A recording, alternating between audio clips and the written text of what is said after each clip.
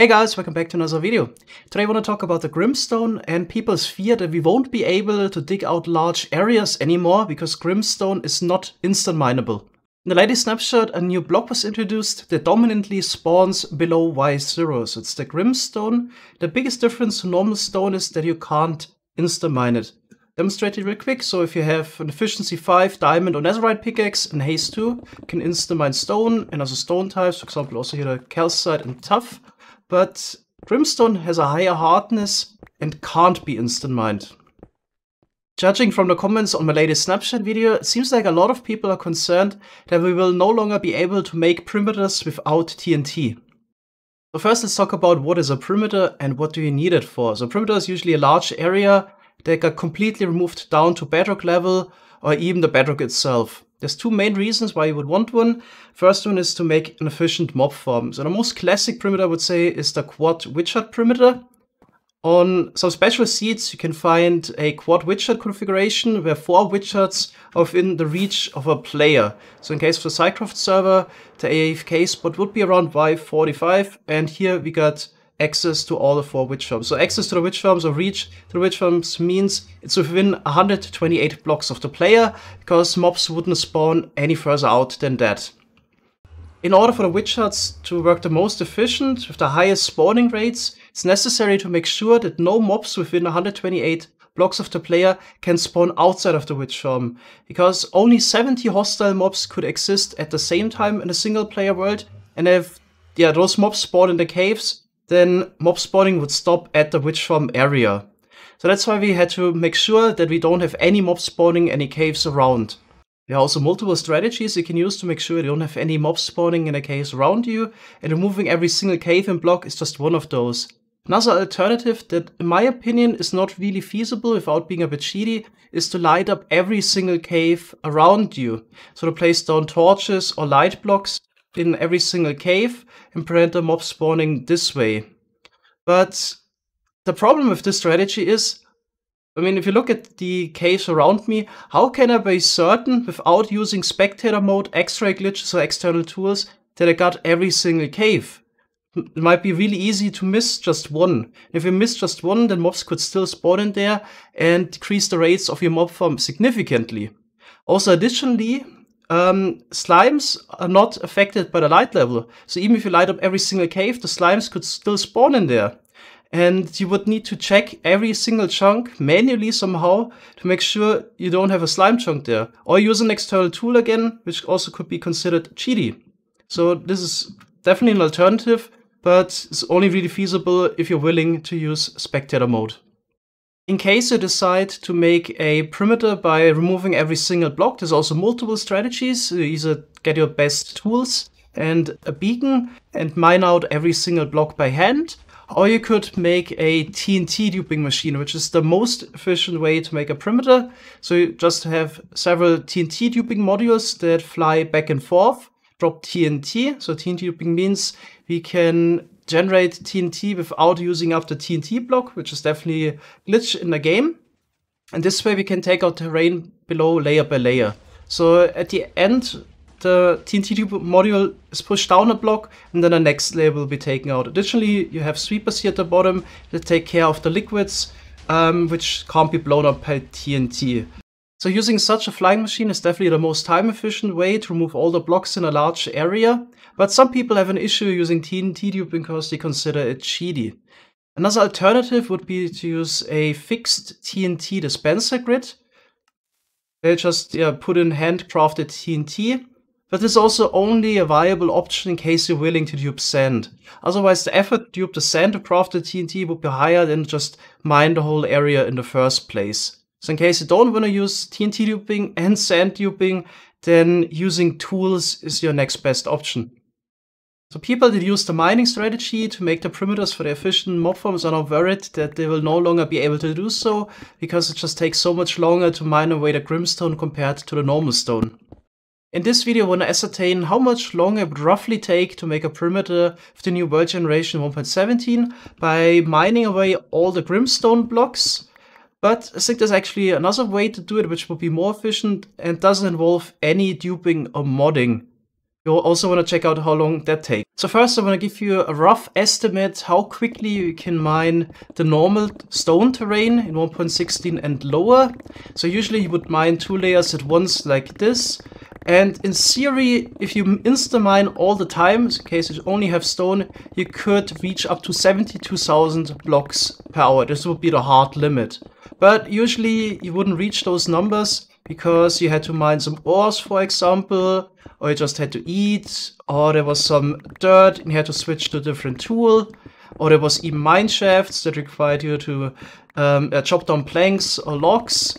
So from my experience, which was hundreds of hours of digging 6 years ago in 1.8, where I also hand dug a perimeter, I could average around 40,000 blocks removed per hour over several hours.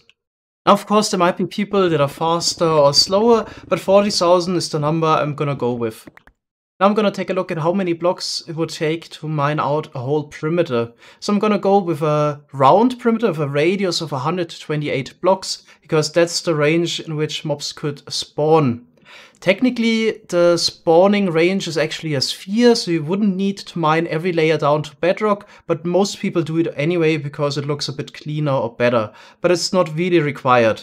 So I'm just gonna assume we have a perimeter with a radius of 128, so using a formula, square it and multiply it with pi, means we need to mine about 50,000 blocks for a single layer, and in order to get down to bedrock, which is roughly 60 layers, this would be a total of about 3 million blocks you need to mine to make a perimeter. So if we take the average of 40,000 power, it takes about 75 hours to hand mine a small perimeter. People even in some cases make larger perimeters, but this would be a standard size small perimeter. Additionally, you would need to spend some time on lava water removal. You can also do that manually, but it's definitely more efficient to use some kind of flying machine for that, to remove all the water of an ocean, for example. And if you make a flying machine like similar to the World Eater, it also moves down at each end, you can later reuse it to also remove the lava. So yeah, really depending on the area you have. With the old world generation, you would need to spend maybe 10 hours in case you use the most efficient way of doing it, or 25 hours if you do it manually. So let's say it takes roughly 100 hours to make a small perimeter without duping with the old world generation. Now let's take a look at how long it would take additionally with the new grimstone. So first let's take a look at how long it takes to mine the grimstone. In case you don't have any haste effect, it takes you 9 ticks to mine 1 block. But it's still worth it to place down a beacon to get the haste 2 effect, because this way it only takes you 8 ticks to mine a grimstone block. Haste 1 still takes 9 ticks, by the way. Let's take a look at roughly how many blocks we could mine per hour in the new caves with the grimstone. So if you look at the types of block we have here, it's definitely mostly grimstone, then there's some andesite in between, which you can actually insta-mine, and then there are some ores which have the same mining speed as the grimstone, so 1 block every 8 ticks. It should definitely be feasible to maintain that speed of mining a block every 8 ticks. It doesn't require nearly as much coordination or moving around compared to insta-mining, so it definitely should be feasible to actually mine 9,000 blocks per hour this way, especially considering that we have andesite in between, which you can mine a lot quicker. But of course you need to take smaller breaks to, for example, repair tools or replenish your hunger bar. So let's assume we can mine about 8,000 blocks per hour of the new terrain. So assuming we need to remove another 60 layers to get down to minus y60. That's another 3 million blocks we would need to mine. At 8,000 blocks per hour, that's an extra of 375 hours. There's also, of course, some water removal that needs to be done, but I would assume we would just reuse the same machine that we already used for the top layers, which really doesn't take a lot of time to operate. So you would launch it on one end, and then immediately can mine after the machine already again. So I assume if you already have the machine, it would just take you about 2-3 extra hours to operate the water removal machine, so it's almost negligible. So in total, we need to spend 100 hours for the old terrain and an extra of 375 hours for the new terrain to make a small size perimeter, so 475 hours, or roughly 500 hours to make a perimeter, which is definitely almost an order of magnitude higher than with the old generation. It's definitely a lot less achievable. 100 hours, that's something actually people did in single player or on a server with multiple people working on it, did it in one day. But with the new terrain generation, this would take a lot longer. But I have a suspicion that mining grimstone might not even be the best way to remove it without TNT duping. New mechanic was also added to the game. If you bone meal a moss block, nearby grimstone blocks could also be converted into moss, which is a lot easier to remove. So I want to test this out. Here we got a platform that is 50 by 50 blocks, so 2500. I want to see how long it will take me to convert it fully into moss. So you can definitely carry around a lot of bone meal. You can store it in bone block form. Let's see how long it takes.